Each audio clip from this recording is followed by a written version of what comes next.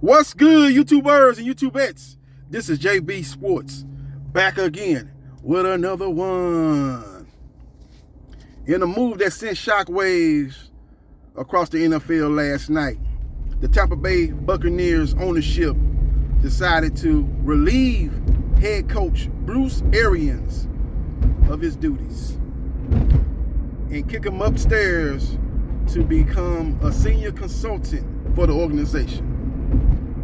Now, a lot of people have coming out and said that Tom Brady, 7-time Super Bowl champion,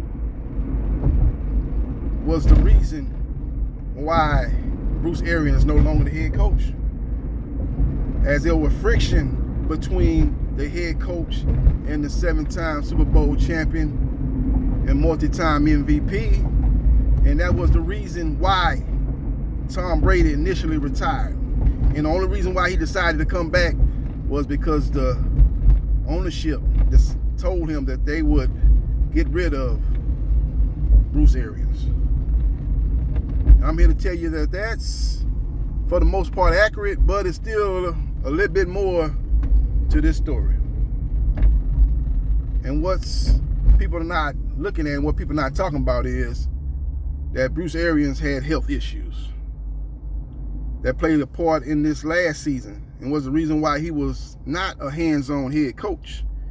He was really a part-time head coach, because when they got down to devising game plans week in and week out during the regular season, that those duties fell exclusively on Byron Leftwich and Tom Brady, and that Bruce Arians would come in at the 11th hour and change the game plan and say, nah, we're not going to do that, we're going to do this. And that, to say the least, rubbed Tom Brady the wrong way. Now, defensive coordinator Todd Bowles is now the 4th black head coach in that organization's history, 2 more than any other NFL team has hired. So I salute the Tampa Bay Buccaneers for being exclusive, not reclusive, to have an open mind. And not only that they hiring black head coaches and minority head coaches, but they've got a female coach on their staff. So they are very open-minded, man. They are very progressive in their ways of thinking, and I salute them for that. With all that being said, Tom Brady did play a major part in the reason why Bruce Arians is no longer the head coach. But again, health issues also played a part, as Bruce Arians had surgery on his leg prior to the 2021 NFL season. That played a part in him being a hands-off coach instead of hands-on coach, and he had other health issues that has plagued him probably for the last 2 teams that he coached for. You know, when he was the head coach of Indianapolis Colts, health reasons played a part of him no longer being the head coach for that organization. And I believe it played a part in him no longer being the head coach of the Tampa Bay Buccaneers. You know, NFL head coaching position is a real stressful, high pressure position. And if your health is not up to par, it could hamper the overall team success. Again, as going into last season, he had that surgery on that leg. He was dealing with other health issues that played a part in him not being able to function, in my opinion, on a full-time basis as head coach for the Tampa Bay Buccaneers. I'm not saying he wasn't there, he was taking days off, but he couldn't.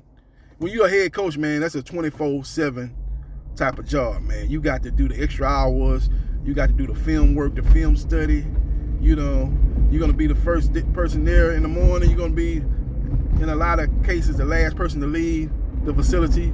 But due to his health issues, he wasn't able to do that to that level. And I believe that was one of the reasons why Bruce Arians is no longer the head coach of the Tampa Bay Buccaneers. That, along with the fact that Tom Brady was not a fan of Bruce Arians, felt that he did not run a tight enough ship. And the chickens came home to roost this past season, as they came off a Super Bowl championship and then ended up losing in the second round of the playoffs to the eventual champion Los Angeles Rams. Let me know your thoughts about Tom Brady and his part in Bruce Arians' demise. And let me know your thoughts about health issues playing a part in Bruce Arians' demise. Let me know your thoughts about what you think the Tampa Bay Buccaneers are going to accomplish next season. Do they take a step back, or will they be one of the teams to beat and reclaim their status as Super Bowl champions? Let me know your thoughts. I look at them along with the Los Angeles Rams as co-favorites to come out of the NFC. I will put the Green Bay Packers as a team that I think is going to take a step back with the loss of wide receiver Devontae Adams. I look at one of the most talented teams in the NFC, the San Francisco 49ers, have to solve their quarterback issue because they go into next season as basically a rookie quarterback in Trey Lance. I think he played against the Houston Texans at the end of the season, but he's basically got one game NFL experience, so he's basically going to be a rookie going into his second season. And from what I'm hearing, they're not thrilled about his progression as far as reading NFL defense at a level that they're going to need him to read NFL defense to go where they want to go, and that's back to the Super Bowl, that being the San Francisco 49ers. Do they bring back Jimmy Garoppolo, who is not a top 10 quarterback? He's not even a top 15 quarterback, but is a quarterback that they know has led a previous team to the Super Bowl and was 6-7 minutes away from delivering San Francisco 49ers organization another Super Bowl championship. Will they go back to Jimmy Garoppolo, aka Jimmy G? That remains to be seen, but they're right there, I think, a step behind Tampa Bay and the Rams, along with Green Bay and another team that has, if you look at their roster, one of the most talented teams in the NFC and even in the NFL, that being the Dallas Cowboys. But to me, they have a quarterback issue and they have a head coach issue, as I believe that Dak Prescott is a solid quarterback, but I don't think he's an upper echelon quarterback. But the problem with that is they're paying him like an upper echelon quarterback, and he has failed to deliver to that level, to me, outside of his rookie year when he exceeded expectation and won, if I'm not mistaken, he won Offensive Rookie of the Year. Either he won it or Ezekiel Elliott won it, but he was one of the best rookies that year. I think he threw like over 20 touchdowns. I think he threw like less than 5 interceptions. Had a great year. But since that year, you would look at Dak Prescott, and when you go based on that rookie year, you were thinking he was on the progression to be a franchise-level quarterback, to be an upper echelon quarterback. But since that rookie year, I'm not saying he's played bad, but he has not lived up to the expectation that I thought he was going to live up to following this rookie campaign. But with all that being said, they still have a very talented roster. But make no mistake about it, the Tampa Bay Buccaneers and the Los Angeles Rams are the favorites to come out the NFC. And then when you take a step back, you got the Green Bay Packers, you got the San Francisco 49ers, you got the Dallas Cowboys right there nipping at their heels. So let me know your thoughts. Follow me on Twitter, JBsports3303. Like, share, and subscribe to JB Sports, the man, the myth, the legend. And I holla.